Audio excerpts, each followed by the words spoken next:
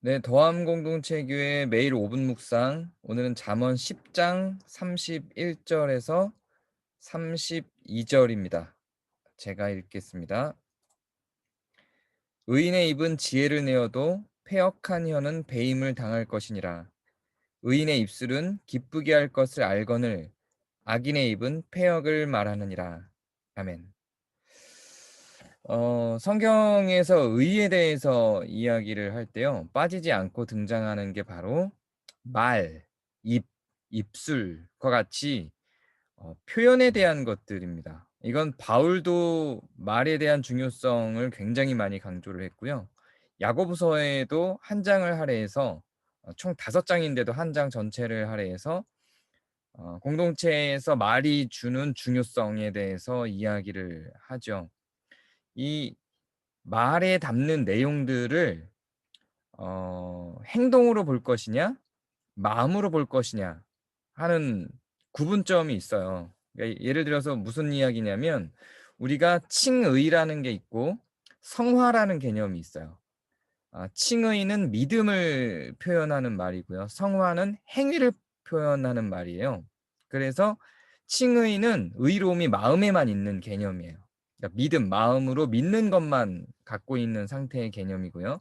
성화는 그게 삶으로 그 의로움이 드러나는 상태예요. 즉, 행위가 나타나는 상태죠. 어, 이 칼빈은 이런 유명한 말을 남겼어요. 칭의 없는 성화는 없고 성화 없는 칭의는 없다. 즉, 믿음 없는 행위는 없고 행위 없는 믿음은 없다라는 거죠. 그리고 야고보서는 믿음이 우리 마음 가운데에만 있으면, 그리고 행위로 드러나지 않으면 그 믿음은 헛것이라고 하죠. 그래서 행위가 믿음에 근거한, 믿음에 기반한 행위가 드러난다는 건 믿음을 확증하는 증거이기도 합니다. 그런데 여기서 이제 이런 질문이 생기죠. 그렇다면 행위, 즉 실제로 남을 돕고 구제하고 어떤 선한 활동을 하는 그 행위 속에 말이 들어갈까 하는 거예요.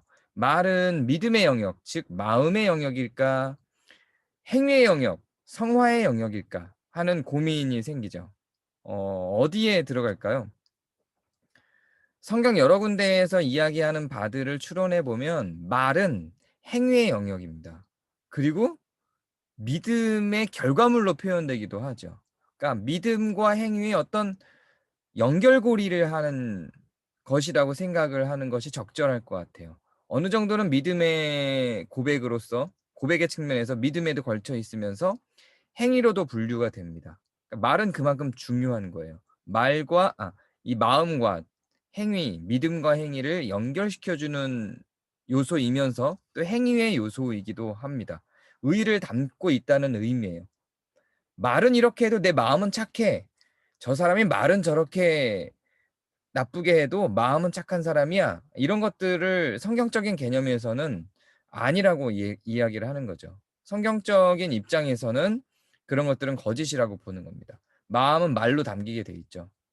자, 그런데 고민이 있어요. 그런 의미에서 말의 중요성, 말이 즉 지혜이기도 하고 의이기도 하다, 선함이기도 하다. 말도 선함, 의를 담고 있다라고 하는 측면에서의 말의 중요성은 인정하는데 그 말에 거짓을 담을 수도 있잖아요. 특히 여기서 의인의 입술은 기쁘게 할 것을 안다고 했는데, 자, 근데 기쁘게 하는 것을 아부하는 것으로 오해할 수도 있죠.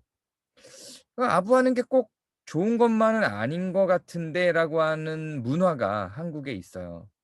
근데 그 전의 단계를 한번 보면 의인의 입은 지혜를 낸다 그래요. 그리고 패역하는 혀는 배임을 당한다 그러죠. 그리고 악인의 입이 패역을 말한다 그래요. 의인의 입은 기쁘게 한다 그러죠. 그러니까 여기서의 기쁘게 한다는 건 지혜를 내는 것과 같은 종류의 기쁨인 거예요. 이 두 개가 병렬 구조로 나열된 걸 보면요. 심지어는 어떤 주석에는 의인의 입술이 기쁘게 한다고 할 때 기쁜 대상이 타자가 아니라 하나님이다. 이렇게까지 주석을 하는 경우도 있어요. 제 생각엔 그건 좀 더 너무 진전된 주석이라고 보는데 그렇게 볼 정도로 이 기쁘게 한다라고 하는 건 지혜와 연관된 의로움의 개념입니다. 악한 의도를 가지고 하는 거짓말로서의 아부하고는 구분이 되는 장면이라는 이야기예요. 그래서 여기서 "의인의 입술이 기쁘게 한다."라고 하는 것은 지혜를 내는 것과 같은 측면, 의와 연관된 의롭게 한다는 의미, 의롭게 한다라는 의미에서의 타자를 기쁘게 한다라는 의미, 그리고 여기에 타자 속에는 하나님도 함께 있는 것이죠. 그러니까 불의한 목적으로 하는 아부와는 구분되는 지점이 있는 겁니다. 말은 우리들에게 아무것도 아닌 것처럼 실질적인 상처를 만들진 않지만 더 큰 상처를 마음에 남기기도 하죠. 물질을 주는 것과 같은 큰 선물은 아닐지 모르지만 선물보다 더 중요한 기쁨을 주는 것이기도 합니다. 여러분의 입술이 무엇을 담고 있는지에 따라서 사실은 여러분의 마음을 보이고 있는 겁니다. 여러분의 마음이 입술에 담겨 무엇으로 세상 속에 퍼져나가고 있는지 오늘 곰곰이 한번 생각해 보시기를 바랍니다. 감사합니다.